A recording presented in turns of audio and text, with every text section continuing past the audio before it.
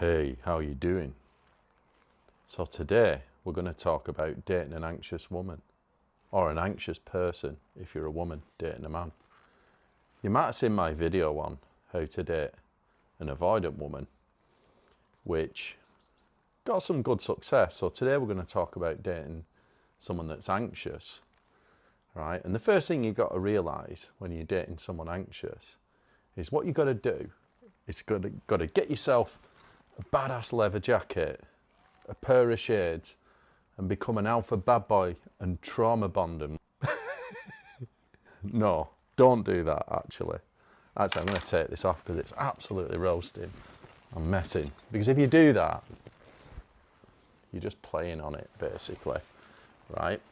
But there is a serious point to that, because if you think about if you do actually attract an anxious woman, there's probably a reason for it.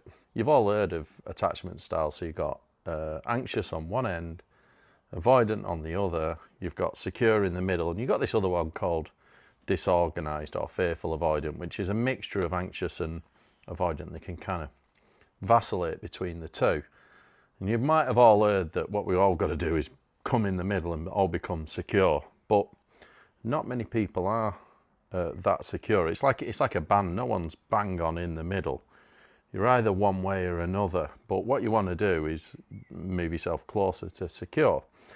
This video is not about that. I've done a few. I'll put a few links down below. I did one on the book, Getting the Love That You Want, which is in the other room. Fantastic book by Harville Hendricks and Helen Hunt. That book explains how to use each other to come to the middle by practicing the missing part of you. So if you're anxious, you need to practice being more like the avoidant, displaying restraint, things like this, not texting too much, not being so needy. And if you're avoidant, you've got to practice being more loving, right? Which is the opposite of you, which the avoidants absolutely hate. So what that you're doing is you're practicing the missing part of you, which is like your shadow, so that you're sort of reinforcing them habits so you both come into the middle. But when you date someone that's avoidant, there's this thing that my friend explained. It's like a polarity scale. The reason why you're probably attracting an anxious woman is probably because you're maybe a little bit avoidant. There's this kind of opposites attract. You might have all heard of the anxious avoidant trap, where anxious partners tend to attract avoidant partners and avoidants tend to get with anxious partners, and they kind of feed off each other, right? So if you're extreme avoidant, the chances are you're going to attract an extreme anxious person. If you imagine there's a scale, on one end you've got number 1, which is extremely anxious, and at the other end you've got number 10, which is extremely avoidant. And then in the middle, you know, if you imagine the mirror opposite, so a 1 be attracted to a 10, a 2 would be attracted to a 9, and the idea is, you know, this is why if you find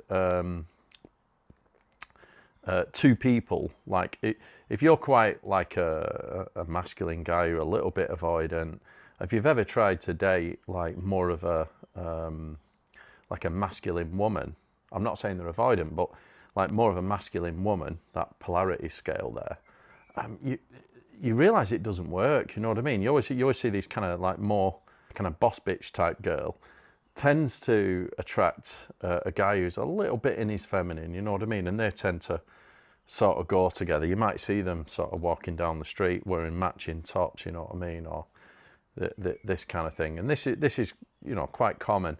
Whereas if you're generally quite avoidant as a guy, you're quite masculine, you're likely to attract a more feminine girl, maybe who's a little bit more anxious. But there's always a limit to, I always think that with anxious people, there's always a limit, right?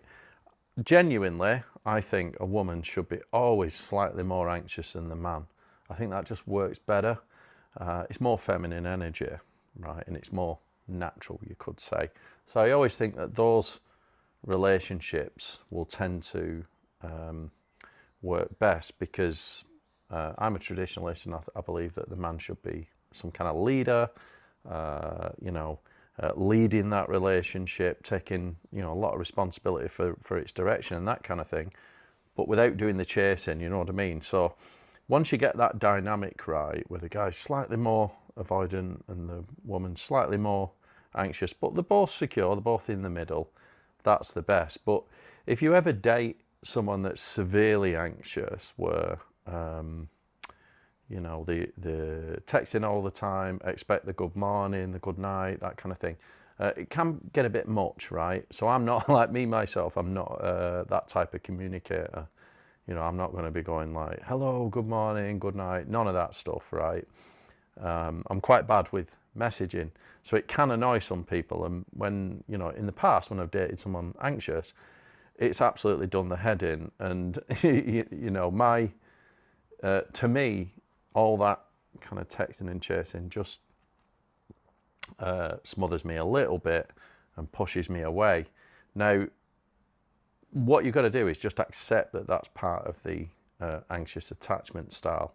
But the other thing that is, anything that you do to sort of, once you're conscious of that, if you act to that anxiety by pulling away even further and you know, just getting more into your avoidant, you're actually just fueling that anxious avoidant trap, right? So what tends to happen is when you're dating with someone that's anxious, and it doesn't matter whether, even if this is like an anxious guy dating a more secure woman, they'll end up pushing the other partner away with that anxiety, and the other person then starts to pull away. You know what I mean? So you end up with this like constant back and forth like that. So your job really, if you're dating someone that's really anxious, is to try and withstand and hold off on that and just understand where they're coming from, right? And it is quite hard to do because it can can get quite draining, especially you know, when you're just getting a wall of text all the time, right? And that's fine, but you know, show some empathy, maybe a bit of compassion with that person. You know, they're just craving for that connection, right? And your job should be really to help them to feel a little bit secure, right? Because you know, the extreme end of dating someone anxious is, you know, they start checking everything that you're doing on social media, absolutely everything, you know, all your feeds and all this stuff, checking where you are, wondering who you're with, all that kind of thing, right? And it can feel very, very, very smothering. And what you've got to watch for is to avoid that person ending up in some kind of codependent dynamic with you, because that will not be healthy. But you know, I'm not an attachment specialist, right?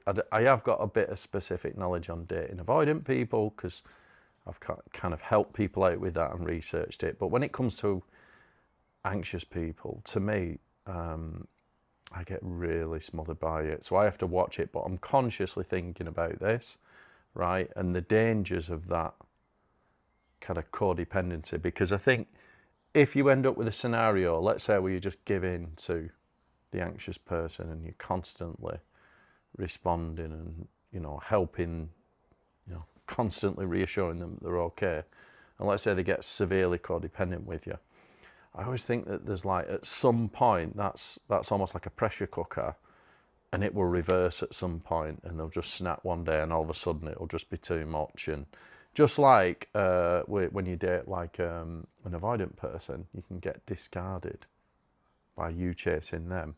I think the same pressure can happen the other way, whether you end up discarding them and becoming more avoidant, or they end up where they just cannot handle the pressure at all just from that severe codependency, because codependent relationships always break down.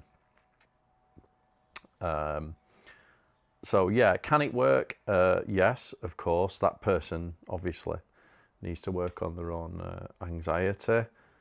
Even extreme things like panic attacks and things like that, you know, if that person doesn't feel safe, they can get really anxious around certain situations and have panic attacks, right? There's some of the signs. The other part of it is always feeling like, so when you date someone that's really anxious, you always feel like you're being watched, right? And this is something that you've got to communicate, because everyone, space is a really good thing in relationships. I think everyone has their own sort of private part to themselves. Things like mobile phones and things like that are absolutely off limits. They're just, that is part of that private person. And to go snooping around them, I just, you don't want to get into all that stuff because that's not very good. And you've got to make sure that it doesn't happen to you. And one of the things that you might come across when you date someone really anxious is just a feeling that you've got no independence, like you can't get that space. And how do you do it? I remember in my particular situation when I was dating someone more anxious, after a few days, if you'd spend like a full long weekend with them, after that I needed a few days off, just to recharge and just sit in the garden and read and all that kind of thing, and just get a bit of your own private space. So you got to make sure you get your space, and sometimes that might mean engineering it. So that's just a summary of dating an anxious person. Go and check out my video on how to date an avoidant woman, because it's very different. That one might shock you a little bit because there's a lot more psychology in it, because it's quite different to, I believe that dating avoidant people is very different to dating any other attachment style, whether that's anxious, secure, very, very different, right? And one thing I would like to say finally is, no matter what someone's attachment style is, right, no one's deliberately trying to hurt you or trying to annoy you or get in your face. You've always got to come at it with understanding where they are. And the idea is, if you're going to make the decision to date a person, whether they're anxious or avoidant or secure, you've got to accept them for who they are. As Take Note Han said, you've got to love the other person so the other person feels free. All right? Hope you enjoyed that. Don't forget to like it, subscribe, and see you all next time.